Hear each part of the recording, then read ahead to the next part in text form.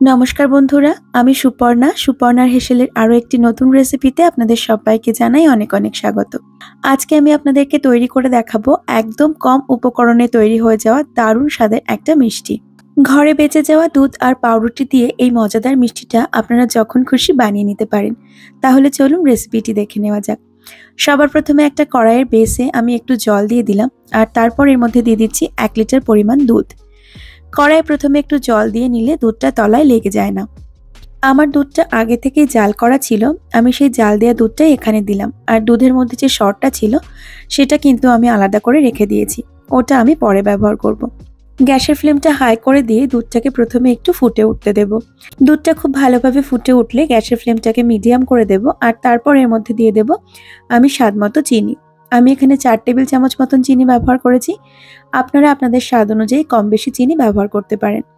কড়াইয়ের পাশে লেগে থাকা দুধের সরগুলোকে কিন্তু এভাবে স্প্যাচুলা দিয়ে খুব ভালো করে তুলে নিয়ে দুধের সঙ্গে মিশিয়ে দিতে হবে।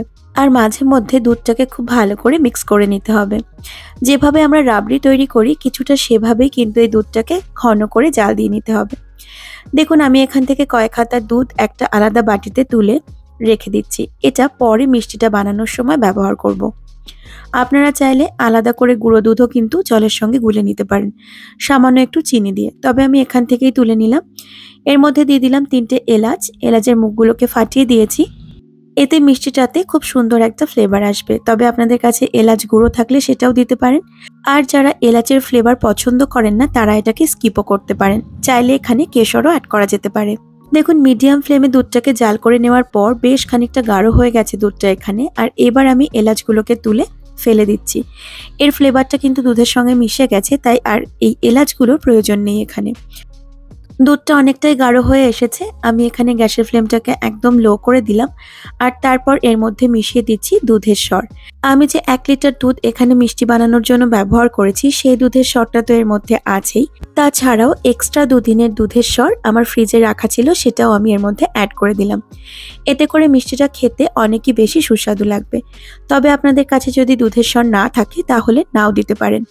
দেখুন দুধের সরটা দেওয়ার পর হালকা একটু দুধটাকে ফুটে উঠতে দেব আর তারপর গ্যাসের ফ্লেমটাকে বন্ধ করে দিয়ে এই রাবড়িটাকে হালকা একটু ঠান্ডা হয়ে যেতে দেব।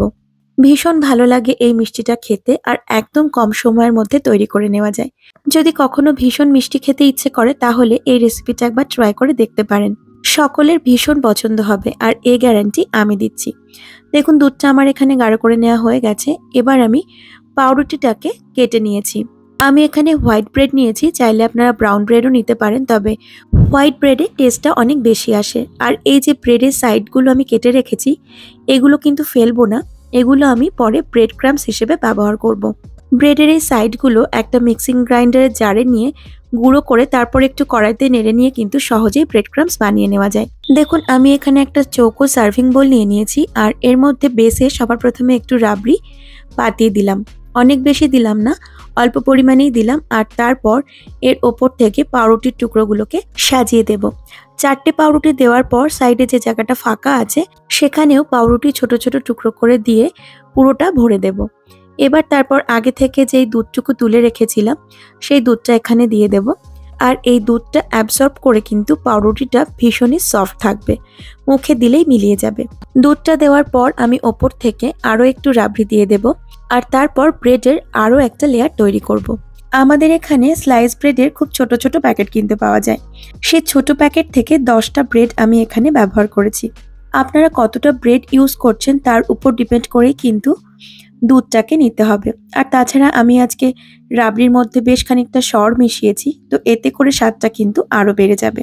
ব্রেডটা দেওয়ার পর আমি আরও একটা লেয়ার রাবড়ি দিয়ে দিয়েছি আর তারপর ওপর থেকে ছড়িয়ে দিচ্ছি একটু আমন্ড কুচি আর পেস্তা কুচি।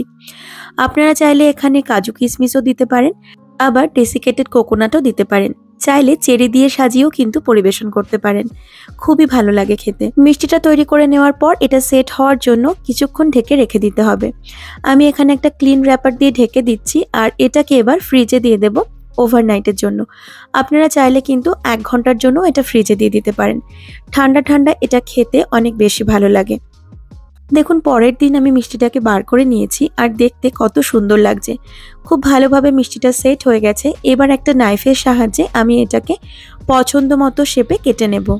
যেহেতু এটাকে আমরা পাউরুটি আর দুধ দিয়ে বানানো কালাকাদও বলতে পারি, তাই আমি এটাকে কালাকাদ অর্থাৎ চৌকো করে কাটলাম। আপনারা চাইলে বরফি শেপেও কিন্তু কেটে নিতে পারেন। দেখতে পাচ্ছেন কত সুন্দর লাগছে দেখতে, আর এটা কিন্তু ভেতর থেকে একদম সফট তৈরি হয়েছে। তাহলে আর কি, সামনের হোলিতেই বানিয়ে ফেলুন আর আমাকে জানান আপনাদের কেমন লাগলো। ভালো লাগলে লাইক করতে ভুলবেন না। চ্যানেলের নতুন বন্ধু হয়ে থাকলে সাবস্ক্রাইব করার জন্য অনুরোধ রইল। ধন্যবাদ।